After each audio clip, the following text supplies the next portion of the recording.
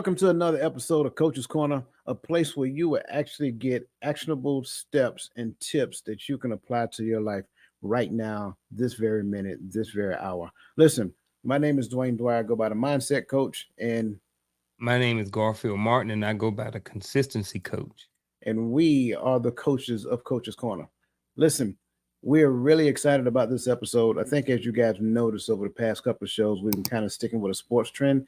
So we had like 3 episodes of basketball. So we decided to kind of change it up a Yep. little bit, and we're going to keep changing it, right? So we're going football this week. Later we may do hockey or whatever, or no sports at all, so we can actually do that. But you know what? I'm excited about this, and especially because it's football. This Mhm. individual here, I don't think anybody will argue when it comes down to this person by this person not being the GOAT. Like, I can't think of a better one at his position that has ever played at the national in the National Football League. So I'm gonna do the same thing you did to me, right? So now I need your top five, right? And I'm Mhm. gonna make it a little more difficult. I don't want Okay. top five of the entire team. I want the Mhm. top five at that particular position, at the wide receiver position. Um, my top five. Definitely, I'm gonna have Jerry Rice in there. Um, Definitely in the Mount Rushmore of the wide receivers. Definitely going to get the playmaker Michael Irvin. I am a Dallas Cowboy fan, and fortunate I even got a hat on today to match. I was a huge fan of Megatron. Um,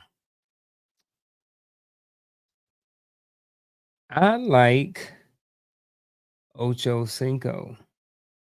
I was a big Ocho Cinco fan. Um, those are four right there. To throw somebody else in there, I'm kind of looking because I'm kind of looking at a tight end. Um, yeah, I'm gonna go with even though he a tight end, he still is a wide receiver to me. It's an extension of the wide receiver position, and that's Tony Gonzalez. I was a big Tony Gonzalez fan, so those have to be my top five. I've never been asked that question before. I've never really thought about it before, so kind of had to think, and I'm sure I probably missed some, but the people who I know that I like, which is Yeah, Megatron, Jerry Rice, and Michael Irvin, they was gonna definitely be on there. yeah, So, man. but Yeah, yeah, I'm yeah, I'm that's I'm my I'm, I'm liking a lot of your players. I do mhm, Tony Gonzalez as a tight end. I think he was one of those kind of hybrid before. I mean, big guy. Don't get me wrong. mhm, Not just in height, but as far as girth as well. So he could do it all. He could block. He could run routes. Sometimes he would outrun some of the coverage. And then he had that wingspan because he played basketball as well. yeah, My yeah, five wide receivers, and just to be honest, I didn't even think about the question until just now. mhm, Um, top five, again, definitely Jerry Rice. I think Jerry Rice is the GOAT. Um, I do like Michael Irvin, um, but you know what? Let's put him in there as well. So I'm gonna throw him in there just because you say it, because he a cowboy, right? also got an alibi. Who's your alibi? I'll wait till you get done. Okay, all right. So definitely Jerry Rice. I got to go with Lynn Swan from the Pittsburgh Steelers for years ago. Um, I really liked Andre Reed for the Buffalo Bills when the Mhm, Buffalo Bills were, I mean, when they were really consistently winning. Um, I got to stick with Megatron as well. Like, he probably did not break a lot of records, but the dude was just unstoppable. yeah. Um, He and I retired don't, early too. he did, he did. It's just something about that Detroit team back then. The Mhm. good talent retired earlier. But how did you forget about T.O.? Bruh, look, I've got it on there. That's my That was alibi. your That's alibi? my alibi. Yeah, right there, T.O. Yeah, man. I, I, Yep. I got to say, Terrell Owens, man, without a doubt, is probably one of the. Um, I think he was probably one of the most talented wide receivers to ever play the game. The Mhm. dude was just a freak of nature, just a phenomenal athlete. I mean, he would work out. I mean, between him and Chad Johnson, Chad Ochocinco, right? Yeah, Yeah, that's how yeah, we first was introduced to him. right. Like their workout ethics was just crazy. Speaking of that, Mhm, that is a great segue into who we're talking about today, which is Jerry Rice. And again, mhm. it's not that we're going to do a whole bunch of talking about their football accolades, even though the accolades is just off the charts. But we're going to kind of look at what they did and how we imagine him getting to the place of just excellency under his own right. So I just want to start off first. Like, like just off the top of your head? I'm just kind of curious. What do you know about Jared? Well, first of all, you know he is Ken's cousin, right? Yeah. Yeah, Ken was telling me that a while back. But Mhm. what do you know about Jared Rice, if you don't mind me asking? I just know him from football, when I was younger and I think the first time I kinda got introduced to him, I think it was a San Francisco and Miami game. It might have been the Super Bowl. And I think that may have been the first time I kinda got introduced to Jerry Rice, but, I didn't follow him extensively and heavily because, he played for San Francisco and I was a Cowboy fan, but and I always knew who he was, just like I'm anti Washington Commanders or Redskins, for Hmm. those people who was around at that time. And I remember Gary Clark and Art Monk and all of those guys too. So I remember certain names, and you can't help but to not you can't forget about somebody like Jerry Rice. You know what I'm Yeah. saying? So I know that he spent a lot of time in that. He did 20 years in the league. He won some Super Bowls. A lot of people see him as the GOAT, the best um wide receiver of all times. Hmm. So I know a little bit about that and his stats. I think he was a 13-time like Pro Bowler. Like, so he was the man. You know what I mean? And Yeah. he was very talented, and he had a very successful career. Yeah, without a doubt. To me, I was shocked because again, back when I used to see him on TV every Sunday, I was shocked when I learned he went to Mississippi Valley. What is it, Mississippi Valley State? Um, and I was like, okay, all right. So he was, and I'm not saying that people before him didn't, but I think Mhm. he was one of the big names to where people really started looking at athletes coming out of HBCUs. And then Mhm. shortly after that, you got Steve McNair coming out of Alcorn State, so forth and so on. But he went to Mississippi Valley State. And I think he came in the league like in '85 or something of that nature. Mhm. But 80s. then, yeah, in the '80s. It might have been early, but I think it's '85. And 85. yeah, the dude had almost 23,000 yards receiving. Mhm. Just think about that. 23,000 yards receiving. That's unheard of. Like almost 200 touchdowns, things of that nature. So, like you said, been in the league for, like you said, 20 years, 23,000 yards receiving. And that was at a different time. Like, it wasn't the 4,000 to 5,000 yard a year passing league that it is today. So No, he made that when passing was different. yeah, It was a they lot of ran run first. they ran a West Coast style offense, headed by Bill Walsh. I think that was Mhm. the first head coach. And so it was really a lot about distributing the ball to several people. They would, have people in the flats. You got your tight in the middle of the field, and you got your two wide receivers. Obviously, he was always that one that could be the home run threat, but so was John Taylor. And then a lot of times, what you'll find is that when you got somebody as good as Jerry Rice, they just make the other person better as well. It's kind of Mhm. like Michael Irvin, and on the other side was an Alvin. What was the other guy? Yeah, I don't remember off the top of my head. it'll come back to But me. I we did have Jay Novacek as a tight end Jay too. Novacek definitely at the tight end, but you had another wide receiver, and he was actually really good because of Michael Irvin. Mhm. That's the point that I'm looking at, to where a person as good as a Jerry Rice, a person as good as an Andre Reed, a person as good as a Michael Irvin.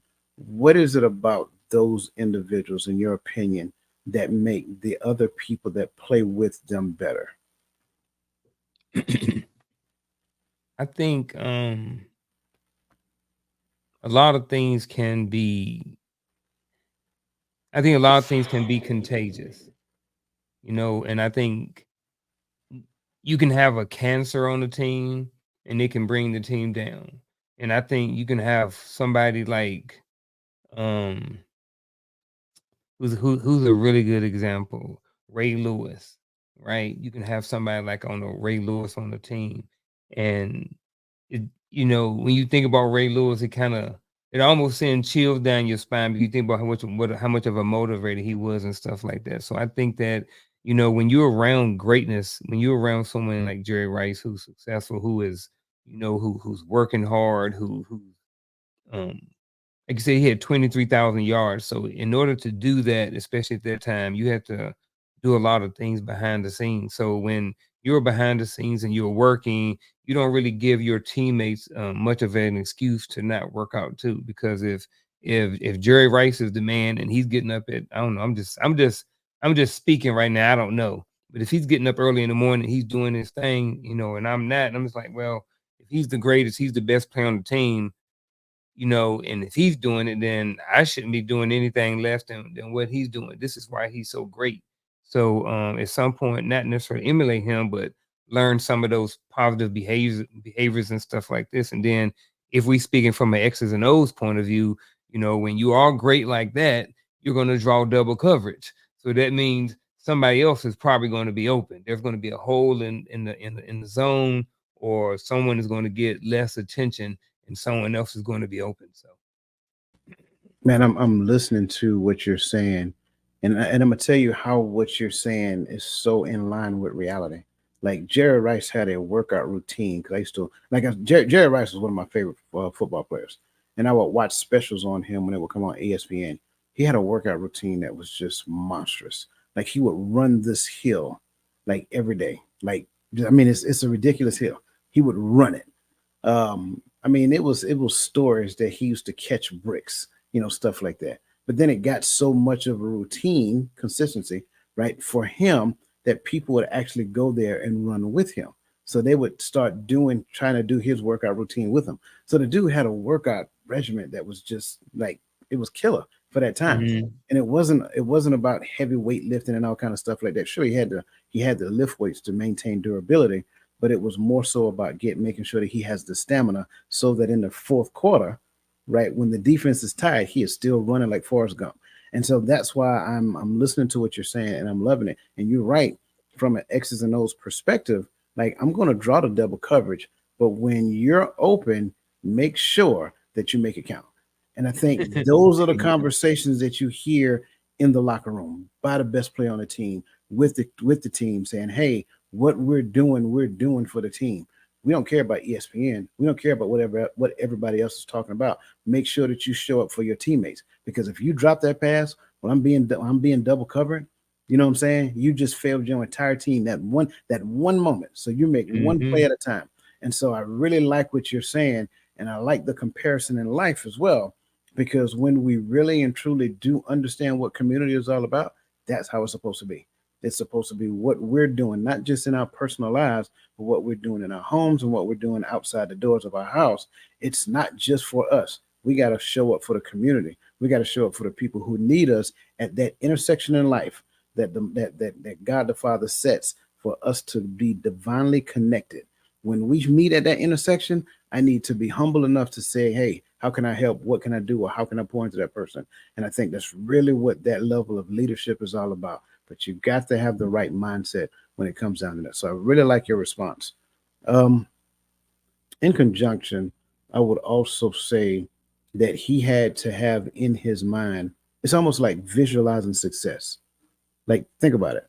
Like coming out of college, Mississippi Valley State, right? Going to the Mhm. NFL. Um, great talent coming out of college, but then it's like, okay, I need to get out there and showcase what I can do for the team. But you have to kind of like visualize success in your mind. You can't go out there kind of like wishy washy. I think I can. I think I can. No, it can't be about I think I can at that point. You have to Not at that actually, level. not at that level. No, you actually have to see yourself doing the thing before it happens. I really do believe before every play, I think Jerry Rice probably like went through the play in his head, seeing what spot on the field he need to be at, imagining where he is going to catch the ball at. I think that's what leaders really do. I think that's what people who achieve greatness actually do. They visualize them being successful before they actually do it. And I'm not talking about a wish, right? Wish is me visualizing my success and then going and watching TV. You know what I'm Mm. saying? That's Yeah. wishing. But visualizing my success and then putting in the work to ensure that when that time happens, when that opportunity presents itself, I'm able to show up and deliver based upon the level of success that I want. Yeah. You you mentioned comparison a few minutes ago, and Jerry Rice did. He played for 20 years, and both of us did 20 years in the military as well. Hmm. Um, so, but I will say that there was a lot of change from day one Private Dwyer to Sergeant First Class retired Dwyer, Hmm. and just like it was, when you was talking about, coming in as a rookie, the same person he was as a rookie wasn't the same person he was when he retired and had 23,000 yards. When he came in, he had 0 yards in the Hmm. NFL until he had his first catch and he ended up with 23,000. Yeah. We came in with nothing and we left with something. Throughout that time, we grew up. We got rank after rank after rank. Jerry Rice caught catch after catch after catch, Pro Bowl after Pro Bowl after Pro Bowl. Hmm.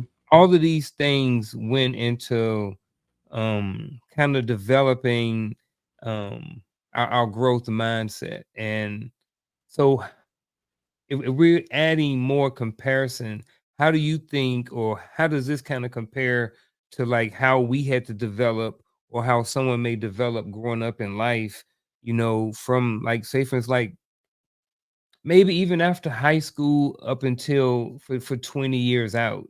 You know what I mean? Because like I Yeah. said, the person we are when we graduate high school or college or whatever is not the person we are 20 years later. And there's a long process. So what would you I don't know. Just what are your thoughts on that, man? Just that whole comparison. I think that kind of for me, as I'm listening to that, I think that kind of falls in line with like cultivating a growth mindset. Because like you just said at first, when we first joined the military, it was all about, getting one point from point A to point B, being where you are on time, making sure that you like from a football perspective, being in your meetings, being at practice, being at the games, right? Being at workouts, so forth and so on. For us, it was all about being in formation on time, being where you need, being at your work location on time, and all that other great stuff. So I think at some point there had to have been an adoption of the culture that you're in, right? So when you look at the Army culture, you got to realize that the Army has a process to kind of help you buy into their culture. And it start off by saying, soldier's creed, all that great stuff. And then as a soldier, you just kind of watch and follow and learn. You are the follower. Then when you become a leader, you go from the soldier's creed to the NCO creed. Not necessarily forgetting the soldier's creed, but you got the NCO creed. Like no one is more professional than I. I am a non-commissioned officer, leader of soldiers, right? So now you're saying that every day when you, and for us it was PLDC, then it went to what, PLDC, WLC, BLC. So you're Yeah. saying that every day, and again from the conscious to the subconscious, right? So constantly saying that, and now you're being involved with planning missions and certain things of that nature. So now you're seeing yourself, you're seeing the plan before you actually have to go and execute the plan. So the consistency of understanding who you're supposed to be for your organization, being a part of the planning process, and then seeing the execution of the plan. I think what ends up happening is that you go from one phase to the other. It's one thing to be a participant. It's another thing to be have buy-in. And I think over time, everybody has to make that mental transition. I'm on the team, right? Okay, I made the team. Great. Jerry Rice coming out of Mississippi Valley State. I got drafted. I made the team. Now I got a try. I got now moving later on. A couple of years now. Jerry Rice go from being making a team to being a center focus of the team, right? The nucleus of the team. Not saying that Joe Montana wasn't great. Joe Montana was phenomenal. Everybody knows that, right? Not saying that Steve Young wasn't great. Steve Young was phenomenal. He had great players around him, but he clearly stood out as that individual that everybody wanted to find. Where's number 80? Where's number 80? Oh, he's over there. Go get him. You know what I'm saying? So it's a big difference from putting on the uniform, right, to being the individual that the uniform itself represents. And I think that comes with making that mental transition that everybody has to go through in life. I think everybody has to do that, regardless of what you're doing. When you go to go get a job at a Fortune 500 company, right? The first thing you have to understand is what the job is.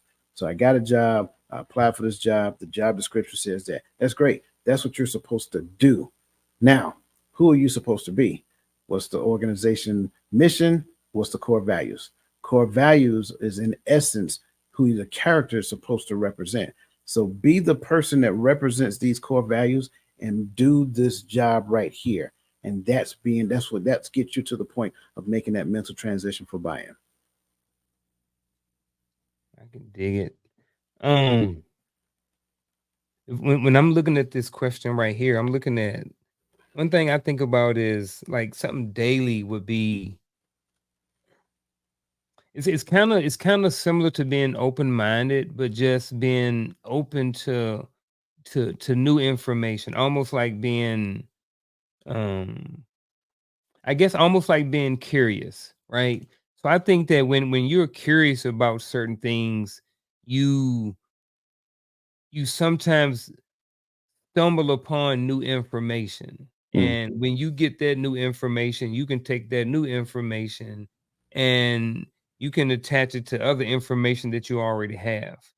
So like, for whatever reason, I listen to a lot of Joe Rogan podcasts. And the Mhm. reason being is because he has such a wide variety of people that come on to the show. You can have a boxer on there one day, you can have a fighter one day, you can have a comedian one day. Next, you're speaking to somebody who keeps bees. Next, you're talking to somebody who's an astrophysicist. So it's just because open minded and because I'm still curious about new things and wanting to learn new things, I think that helps me cultivate a growth mindset.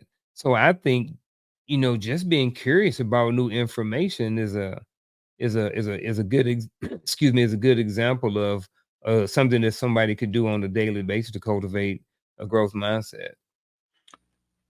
Yeah, I am definitely agreeing with that. I think in phases. Okay. In the Hmm. beginning, I think some of the best things that we can do is recognize that we're a part of the team, right? Hmm. So if I'm a part of the team, my responsibility is to make sure that I don't let the team down by making sure that I do my part. From a football perspective, make sure you catch that pass when it comes your way, right? From Absolutely. an organizational standpoint, make sure that you meet your deadlines, make sure that you're where you need to be at, make sure that you're in every meeting. Those things. I think while doing those things, we look to leaders, like subordinate leaders within the organization. We got the CEO, we got senior management, and all kind of stuff like that. But who is the leader in my shop, right? Now, how long have they been doing this? Pay attention to how they do. You don't necessarily have to be like them, but there are certain things that you can actually model. You don't have to do it like they do it, but make sure that you model certain things because they have achieved a certain levels of success on the football field. I'm almost certain that when you look at it, the young Jerry Rice, rookie Jerry Rice, he was looking at people like the Joe Montanas. He was looking at the other players that have been on the team for years. It's not about playing football at that point. It's about being a part of the team. And I think what we need to recognize that we will always need somebody else to get to the next level. So when we start looking at these things, do what you're supposed to do. Be responsible for what you're supposed to be responsible for, and then find a team, a community, or whatever that case may look, whatever that looks like, and be a functional part of that team, be a functional part of that community. Don't just exist in space. Don't be a wallflower, right? And stand there and say, hey, I'm on the team. No, that's not helping the team. That's only helping to me. You know what I'm saying? So when you do that and you're a functional part of the team, I think you start to adopt mannerisms. You start to adopt thought processes. You start to adopt the ability to see the outcome that you want. And then over the course of time, that's when you start seeing that mindset shift. And then eventually you start seeing that you're doing things different. Like you do things different this year than you did 10, 15, 20 years ago. So we both did 20 years. How did you do the 20 years mentally? You know what I Accident. mean? 'Cause it was By because accident. by accident. Explain. Because I know mine was by mine. If I'm thinking about it, was by accident too. But I probably can reach back and kind of look at some of the different phases I kind of went through. I guess I'll start off with I'll go first. Mhm. Um, I went in initially just to get away. So my mindset then was to get away, right? And then I did 3 years, and then it was time to reenlist, and I thought that um, I could reenlist and get any job I wanted, but they was like, "Nah, brother, you combat engineer, you ain't going nowhere. You locked in unless we said like them star MOSs. They had Cook and 11 Bravo and 13 Bravo, and they had all of those available, and I didn't want none of those, so I got out. So my mindset had shifted then from getting away from whatever was going on in life at 18 years old, and then, had a kid, different things like that. So was back out here in the streets, not in the streets like doing. I was working, and I had a job, I had a family, had a wife and a child then. Then it wasn't enough. So my mindset was like, I'm working a job and I can't get ahead. It's like these people won't let me get promoted. So I decided to go back into military because I thought that no matter what, nobody can stop me. I don't have to play golf with anybody. I don't have to be in any clique. So my mindset then has shifted to now going and getting a job or learning a skill in the military and then transitioning back out of the military. So that was my mindset then. Mhm. So after I did that, I re-enlisted. Went back in. I did a 5-year commitment. So by then I'm at 8 years. So then there was a couple of deployments, some re-enlistments, and then I was like, you know what? At some point, I'm gonna have to get out. So how am I preparing myself for when that time comes when I get out? So I went to Yeah. school, thought the degree route was the way to go, and then did different things like that. So my mindset just over time shifted from getting away to eventually formulating a plan and then following through with the plan until I was able to retire after the 20 years. And I know it may be similar, it may be different for you, but a lot of times my mindset was just I was scared. I didn't know what to do if I got out, so I stayed in. I had a wife, I had kids, and it was like, okay, well, what I'm gonna do when I get out? Yeah.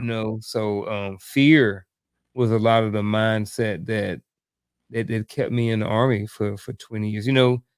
Most of the 20 years, not the entire time. It eventually became to a point where I grew up a little bit and I understood that there was life after the military and I had to be prepared for it. And I'd heard the horror stories and stuff like that. So I didn't want to be on the wrong side of the coin once I got out. Yeah. It's my story is very similar, by the way. Um, I joined the army because my daddy told me not to. Yeah, Mm. just So you had a just rebellious mindset starting I off. had Let's it. I start there. had it. Listen, man, I was the most.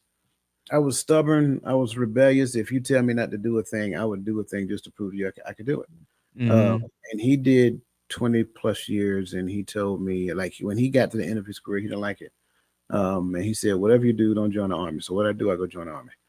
Um, and to be honest with you, I actually had fun.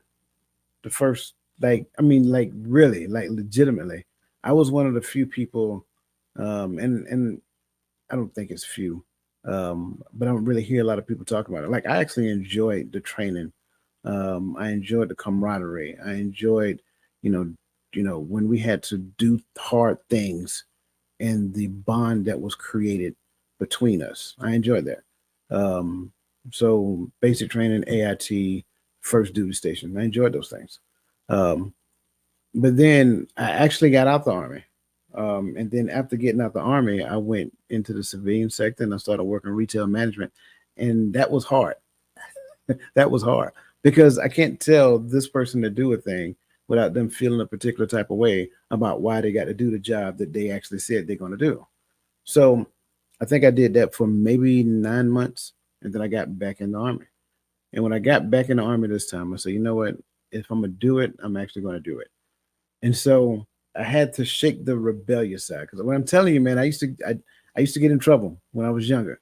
So I shook the rebellious side, and I decided to choose commitment. And when I chose commitment, the first thing I did, and I promise you, this was not the thoughts I was having. This was the thing. Say, hey, you know what? I'm just want to, since I can't, since I'm not going to get out again, I might as well get to the point where I can make a difference in other people's lives. So I started studying like my job. I wanted to make sure I knew my job in and out. And when I started studying my job and realized that I had, because we always kind of quizzed each other just to check on job knowledge, things of that nature. And it got to the point that I was actually pretty good. I got really good at it, to the point to where people who outranked me would come to me and ask me questions about, doing this and doing that and so forth and so on. And I'm not joking when I say that. Like literally, we had a competition, and the NCO, the team that I was on, he came to me. He said, "Hey man, you know how to do this. Would you mind doing this?" And then I do the other stuff. I said, "Yeah, that's fine." It's it's not a bad thing.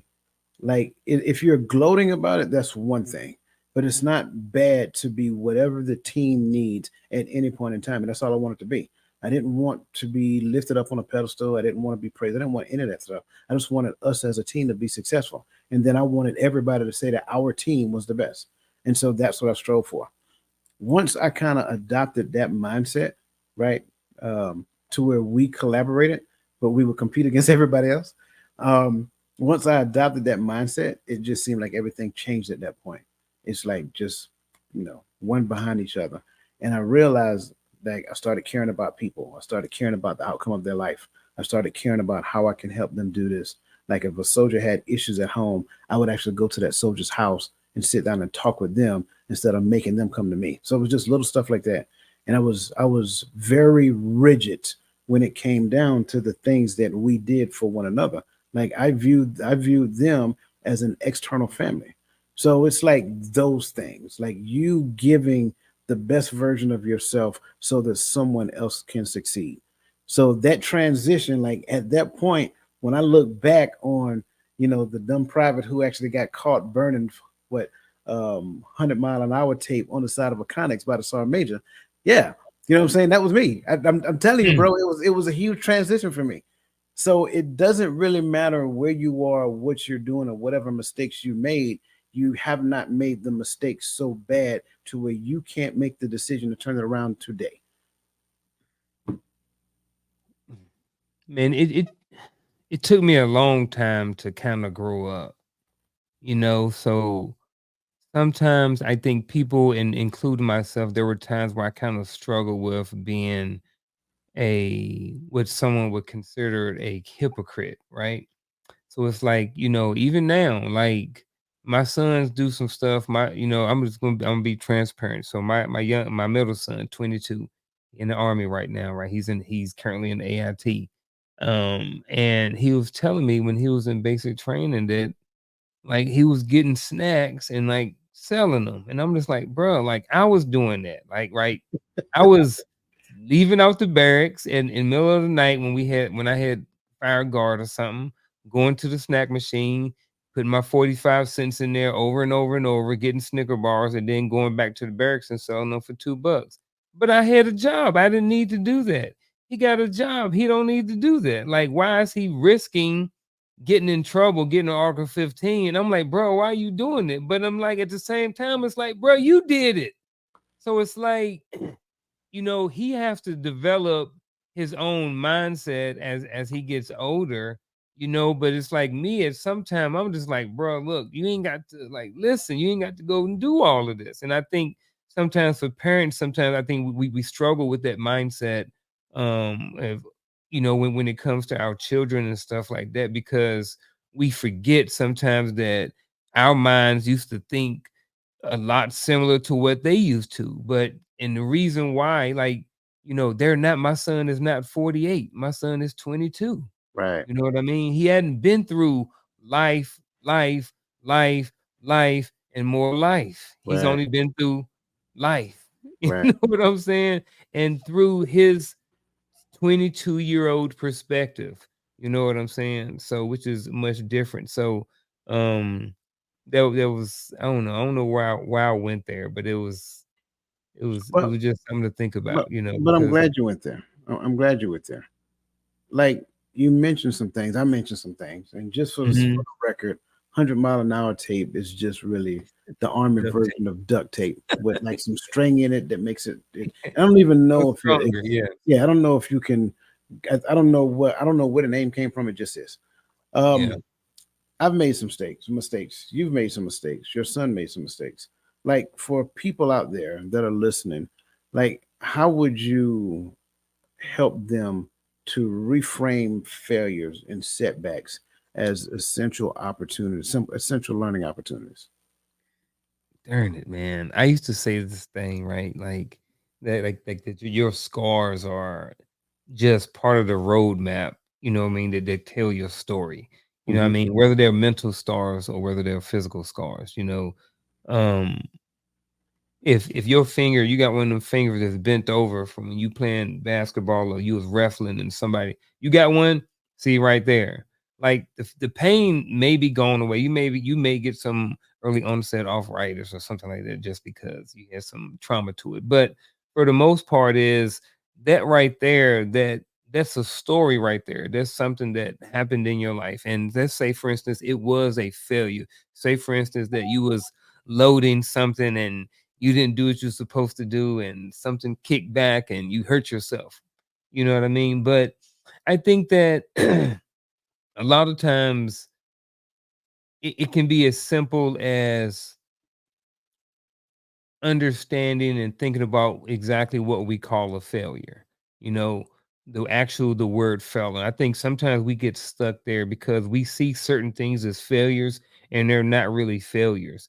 You Right. know, there are a lot of times people like to say opportunities to grow or opportunities to get better or something like that. So there's one way of looking at it. But if we want to go with the word failure right here, you can look at failure, and the good thing about failure is now you know where your limitations are and now you know what to work on. Let's take Jerry Rice for example. Let's say for instance, you know, there's a certain route that you know, he is not doing particularly well at, right? So in order for him to get where every time he does this route is picked off or is never in the right spot or something like that. So he has to every time he does it's like it's a failure, it's a failure, it's a failure. But he's like, all right, boom, this is where I need to work on in my game in order to get better at it. So I think that when you look at your failure and you look at it as an opportunity to get better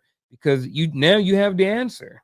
Right. You know what I mean? A failure, when you have a failure, you have the answer. You know what needs to be fixed in order to move forward in your life. So that's my thoughts on all of this.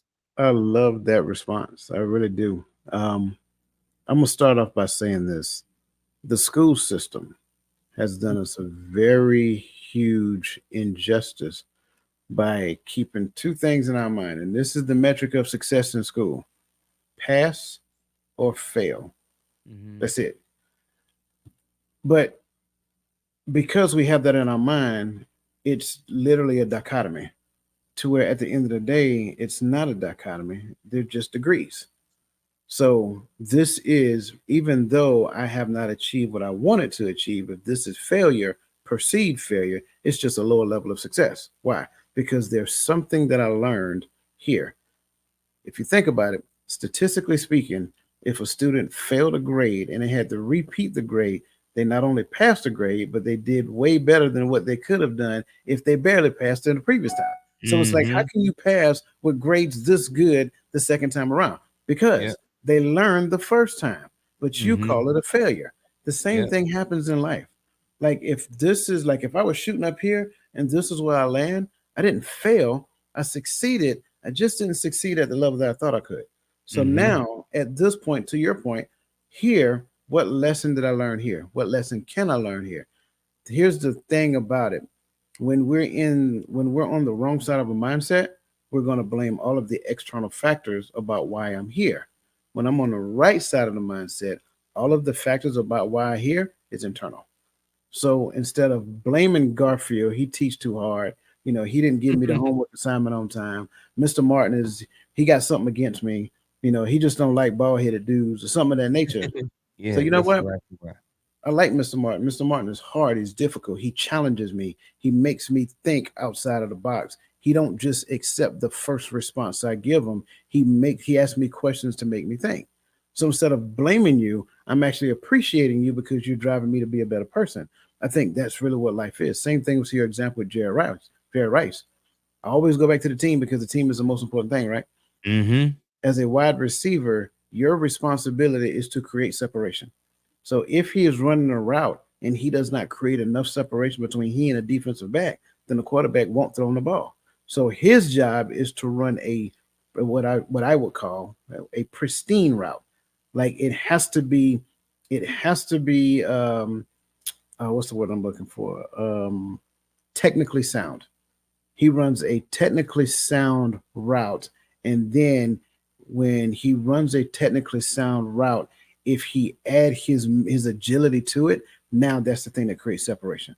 The route by itself can create separation, but you have to run it. And I think a lot of times that's where we fail in life.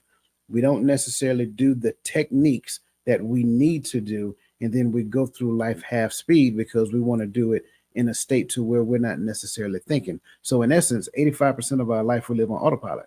So we don't want to think. We just want to do things and expect people to accept whatever it is we do at every level. But life has no allegiance to what you want.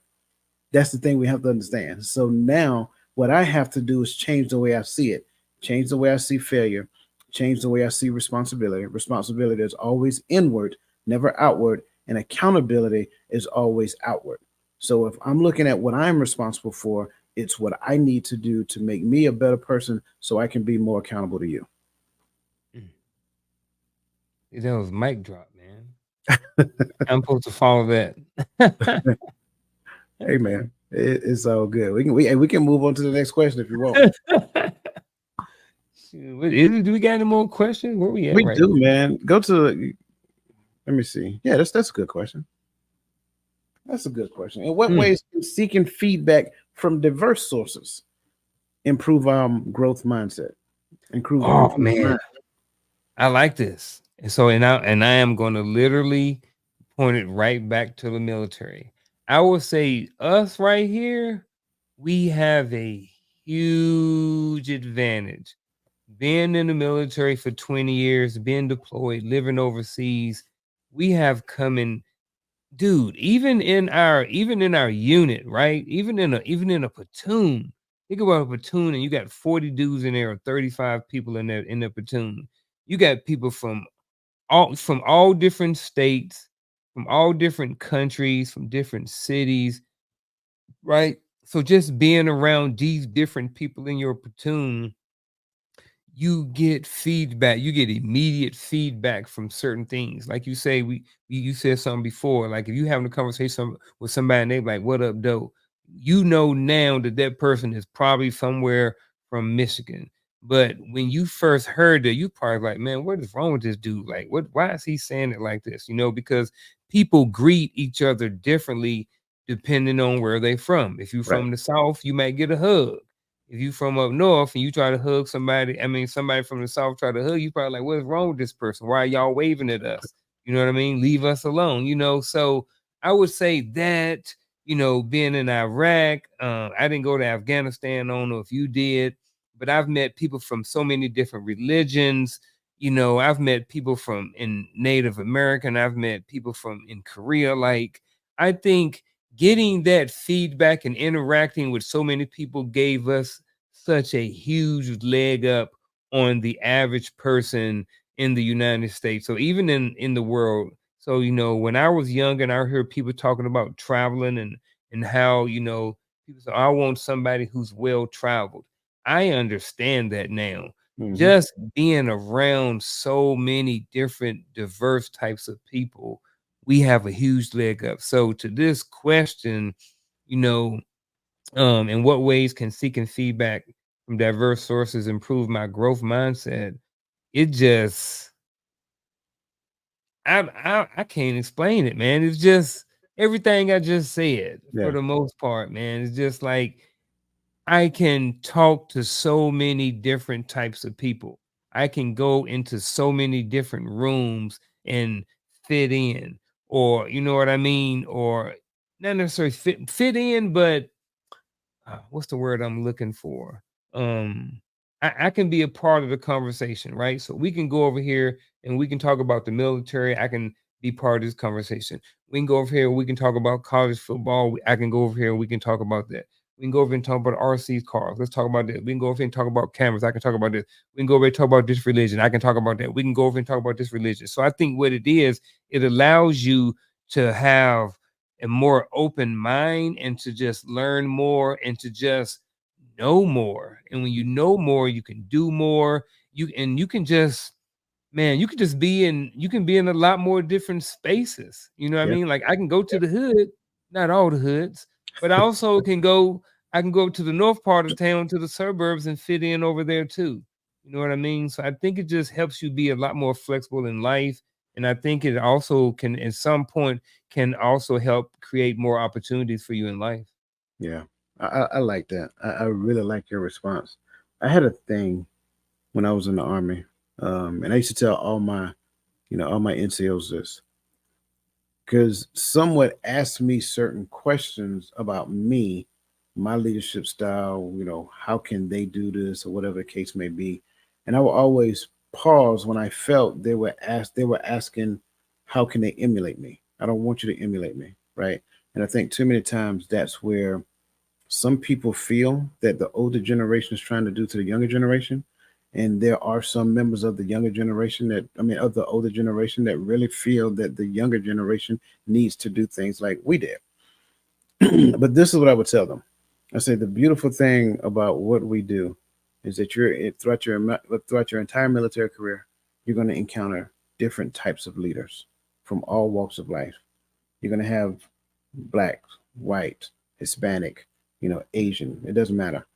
The best part about these different groups of people, not just those four that I named, is that there is a school of knowledge that exists with each of them. Sure, you got the military, and everybody has a military school of knowledge, but this person was raised in South Carolina. This person was raised in Georgia. This person was raised in California, right?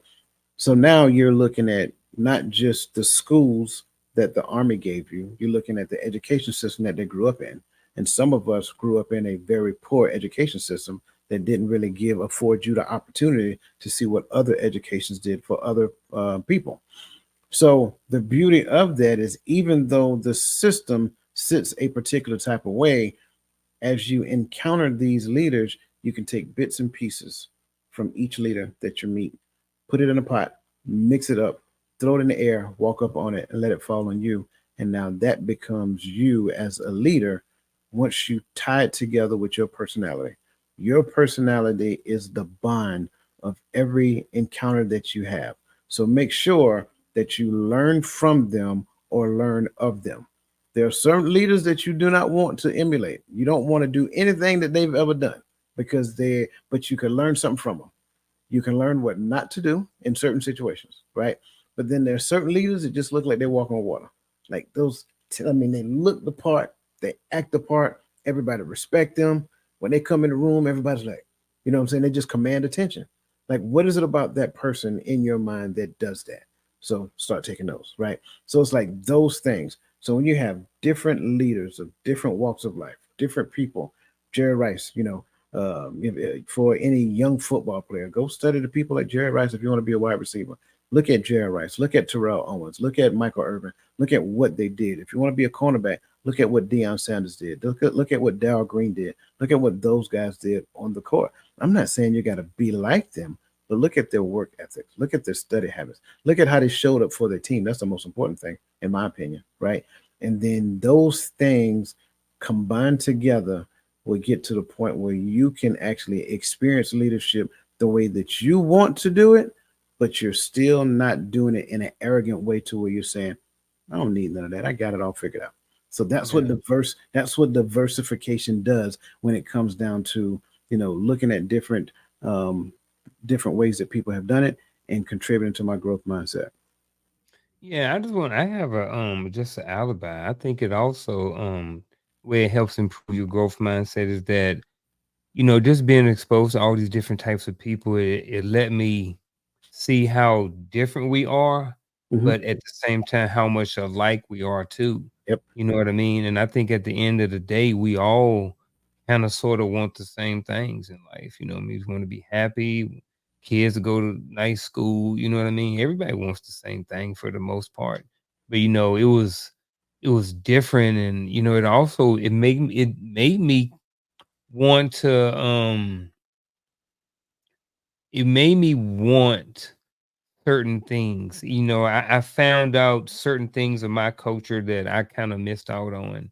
You Mm. know what I mean? That I gravitated towards with other cultures and that I really like. My wife is Native American, really enjoy, their culture and their traditions and their dress and different things like that. And, I remember when I was in Arizona, we had a guy that was from Hawaii, and all of the Hawaiians, they would get together and have luau's and stuff, and you would see like the Puerto Ricans and like they would get together and they would be partying and everything would be cool. And it was just like, man, it's like I used to really like want those things. So those things, and then now is kind of that's what I want. You know Yeah. what I mean? So it has opened up my mind, and now my mindset and how mine have grown is to whereas at some point in my life I was just like, hey, I want my own thing. I want my own car, my own Mhm. house. I'm gonna be by myself.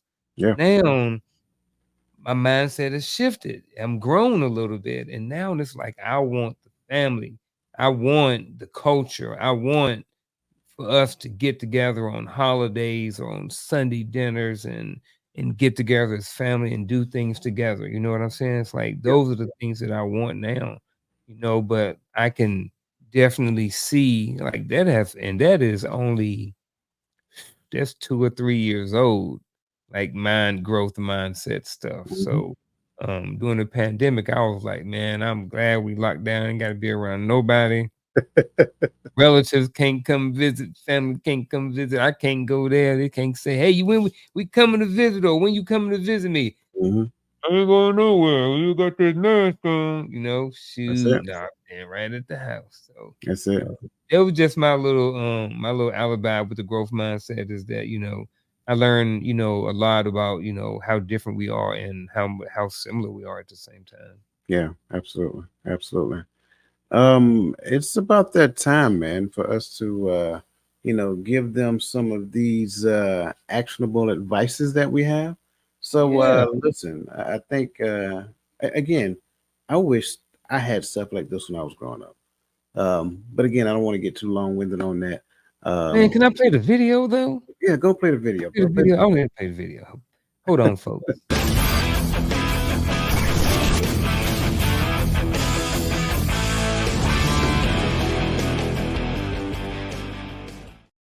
'Cause let's be real, man. We work hard behind the stage sometime. You know what I'm We saying? do. And We do. We do.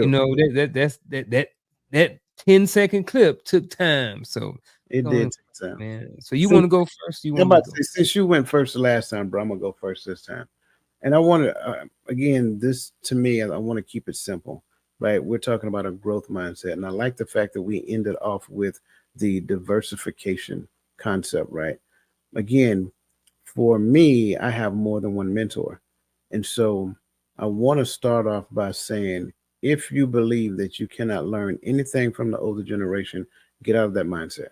Like if you have years and years and years and years of wisdom of any sort at your disposal, do not miss out on that opportunity. Because what I would tell you is that I talked to several people in our generation and the older generation, and one of the things that I hear consistently is that they miss the fact that they had these people that they could talk to, their grandmothers and grandfathers, and some of them are mothers and fathers. So if you have that opportunity, if you still have your mother, if you still have your father, if you still have your grandfather, and grandmother, whatever that looks like, don't don't neglect the power that exists in the opportunity of just sharing conversation. You don't have to agree to everything. That's the beautiful thing about what life is. And I think we're stuck there because we feel that we need to agree with everything. And if we don't agree, then we have a right to voice. Sure, you have a right to do it, but what value is that in doing it, right? Listen, let them tell the stories that they want to tell you, right? Because that's what older people do. We like talking, right? Let them tell their stories and listen closely because I promise you, if you do, there are some actionable nuggets that they're giving you for free, right? So listen to as many people as you possibly can. Older, more senior, some people develop, some people that are skilled in doing certain things. Get you a coach. Call up Mr. Garfield Martin over there, the consistency coach. Call up myself, the mindset coach, right? Don't be afraid of investing in yourself, right? Remember, trees, when they grow up and out. It's a big difference. In order for them to grow up, the roots got to grow deep. In order for them to grow out, the roots got to spread wide.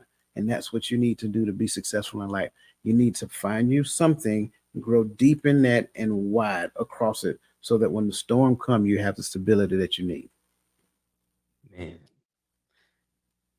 I'm gonna go with, we're talking about developing a growth mindset to improve consistency. So my actionable advice would be to focus on the process and not just the end goal or not just the outcome, right? The process is where you learn everything. You know what I mean? Once boat, and a lot of people have, you think about how many years went into boat, running the 100-meter record. It took miles and miles and miles and years and years just for a short amount of time. You know what I mean? But it is in that journey, it is in that process where everything is, where all the nuggets are. That's where you learn everything. You know what I mean? And then the win or the goal, that's just the outcome of the process that it took you to get there. But just like with business, you learn the process, you learn what it takes to make a successful business, and then you repeat it. You know what I'm saying? So that's mine, it's just focus on the process and not the outcome. You muted. My bad. You I good. love it. That's the journey of life, right? Again, enjoy the journey and learn every step of the way. Listen, again, if you have not done so yet, go get on these websites, totalmindsetshift.com and buildyourcreed.com, right? Become a member, join, embed yourself. Remember, be a part of the team. Don't be a fly on the wall. Because again, flies on the wall is only there just for their own selfish gain. But for teammates, they are actually an integral part, and those are the ones who learn the most, and those are the ones that everybody on the team want to keep around. So listen, I think that's it, bro. I think we're just gonna kind of ease on out the back door for this, right? Yeah, man. I Yeah, man. think so, man. And I guess we'll see everybody back next week. Actually, matter of fact, check this out. So this is the last pre-recorded show. So actually next week will be the first live show. So tune in again next week for the first live show. We'll be going live on both platforms. So until then, we will see y'all next week.